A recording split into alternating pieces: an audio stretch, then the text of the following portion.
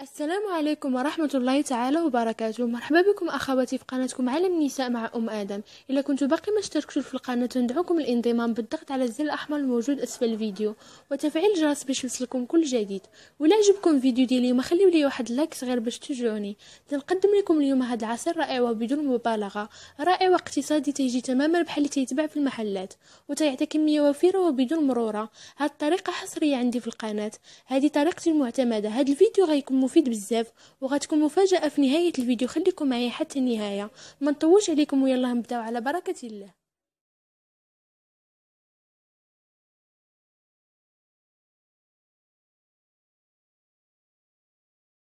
ونبداو على بركة الله. عندي هنايا هاد الميكا هادي فيها البرتقال المجمد اللي سبق لي وريتكم طريقة التجميد ديالو في الفيديو اللي قبل من هذا. في فيديو الكيكه ديال البرتقال المجمده، برتقال جبته من السوق، غسلته مزيان مشيته بالشيته وحيدت له كاع الاتربه اللي فيه ووضعته مباشره في هاد البلاستيكات ووضعته في المجمد.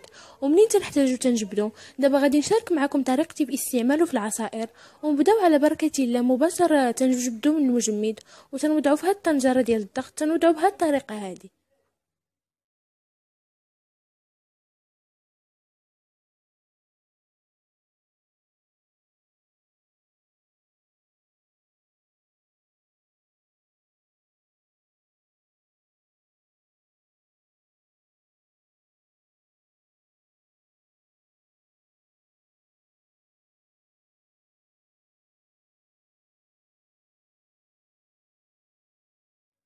من بعد ما وضعته دابا غادي نزيد عليه الماء الكافي تقريبا، غير يتغطى ليا داك الليمون اللي لتحت. صافي البرتقالات اللي الفوق واخا ما يتغطاوش بالماء ماشي مشكل، غطى عليهم الحراره بطبيعه الحال.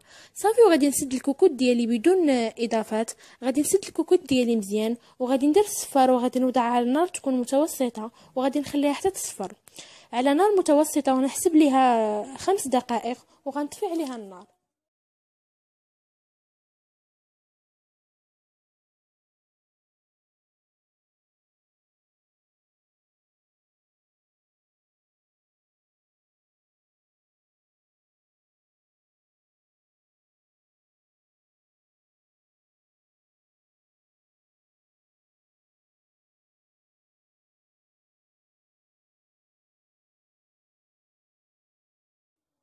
وهذا هو الشكل ديال البرتقال ديالنا من بعد ما طاب. انا طفيت عليه النار وخليته برد ليا مزيان، راه دابا دافي.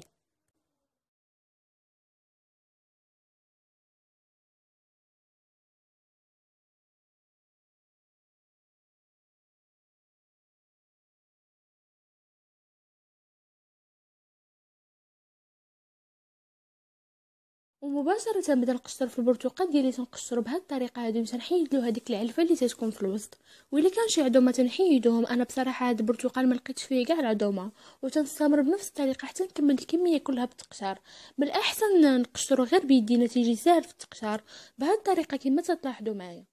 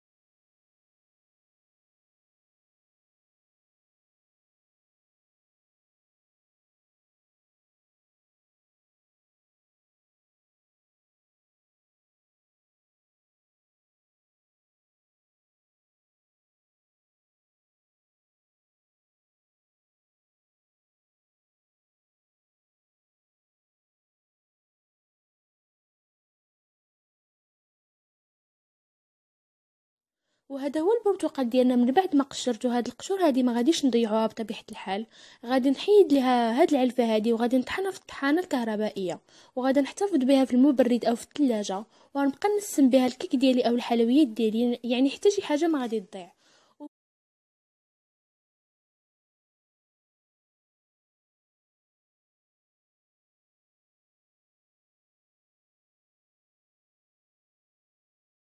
وهنا كيف ما تلاحظوا معايا وضعت البرتقال اللي قشرت في الخلاط، وهذا الماء الاصفر هو اللي تسلق ليا فيه البرتقال. الا بغيتوا به نيت تطحنوا البرتقال تطحنوه به ماشي مشكل. انا غادي ناخذ منه مقدار كاس فقط، وغادي نكمل بالماء، وهذا الماء ديال السلق ما غاديش نلوحو. بقاو معايا الى نهايه الفيديو، غادي نوريكم شنو غادي ندير به.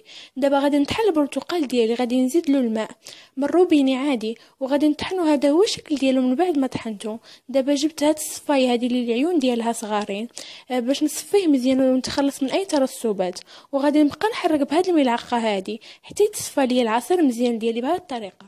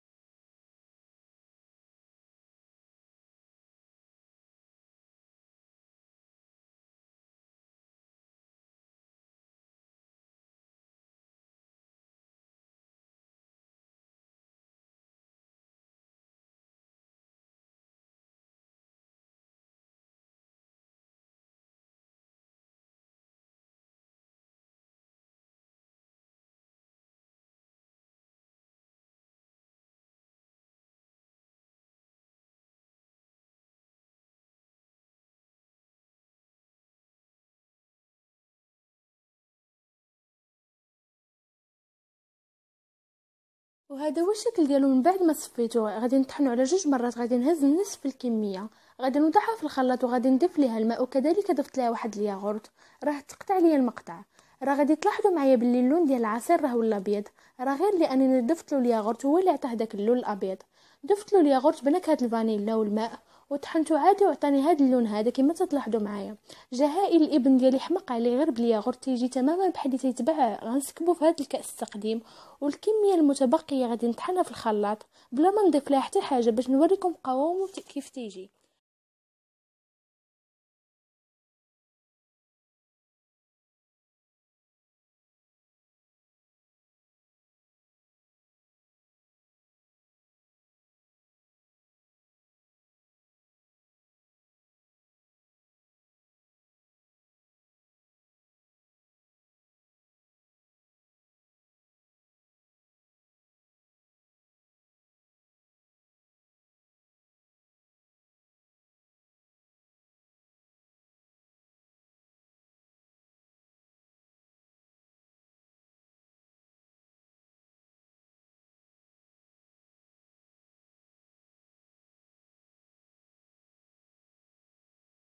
وهذا هو القوام ديالو، جميل جدا ومشهي بدون اضافات. يمكن لكم تزيدوا له اي فاكهه بغيتو بالسكر حسب الذوق.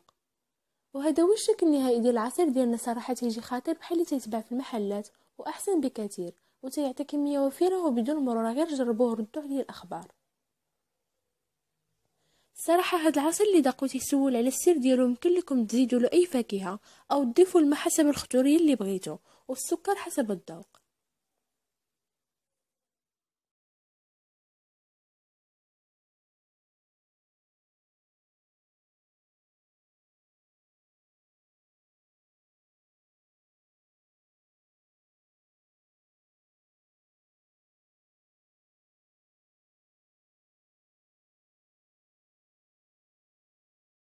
وهذه هي مفاجأة الفيديو. هاد القرعة البنات هي اللي فيها الماء ديال السلق، انا ما رميتوش، غادي نستعملو للتجميل، وغادي نعطيكم وصفه به. تتاخدوا هاد الماء ديال السلق وتتوضعوه مباشره في بخاخ رشاشه، وتبقاو ترشوه به لوجهكم في الصباح.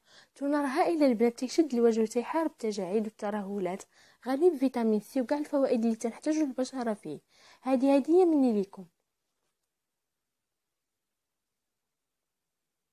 هذا هو الفيديو ديال اليوم، تنتمنى ينال اعجابكم. الى عجبتكم الوصفه دعموني بواحد اللايك صغير، وما تنساوش تشاركوا في القناه وتفعلوا الجرس باش يوصلكم كل جديد. الى الفيديو القادم بحول الله، في امان الله.